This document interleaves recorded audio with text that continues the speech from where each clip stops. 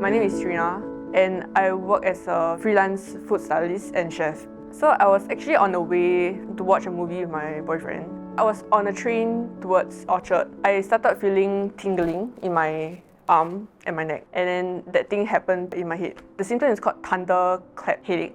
And then after I felt my head exploding, and then I thought that was very weird. The early signs of a ruptured aneurysm, most of the time they complain of what we call a thunderclap headache. A lot of patients tell me these are different forms of headaches that they have. It's not like a migraine, it's not like a cluster headache. They even describe it as being hit by a truck. It felt like something coming through, like right in the middle of my head. So back then I told my boyfriend that I wasn't feeling very well. But when I was explaining to him, I couldn't control the tears. And then I just started crying. I need to check this out because that felt different from how my usual headache is. Mount Elizabeth Orchard Hospital was the nearest. So we actually walked to the A&E. After a CT scan, then they realized something was wrong. That was when I was activated. When I got to the UCC, she already had the second scan done, which is a CT angiogram, for us to roughly know where the aneurysm is.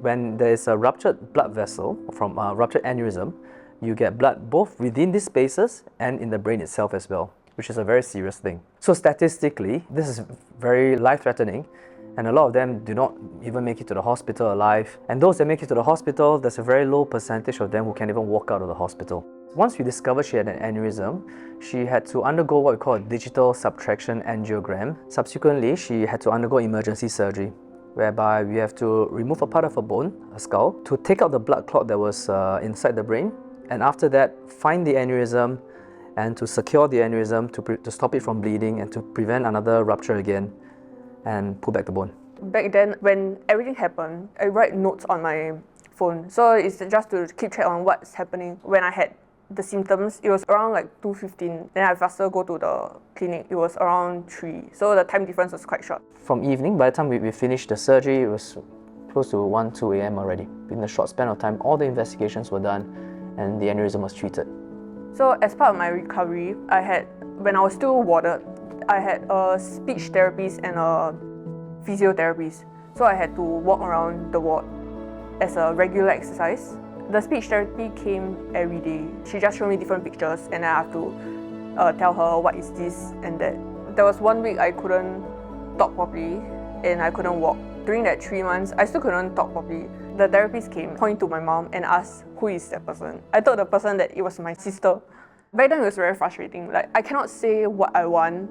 My mom and my boyfriend was always with me, so they actually know what I like and what to do. So I don't have to actually talk to them because like sometimes I just point at something and they know what I want. So that was actually a good thing to have. I was actually quite lucky to have people who were very supportive with my recovery process. I think she's doing amazing. She's nearly back to her normal life. I know she's pursuing a career. She wants to be a chef and I'm very proud of her. She's doing very good and even her parents are praising her cooking now.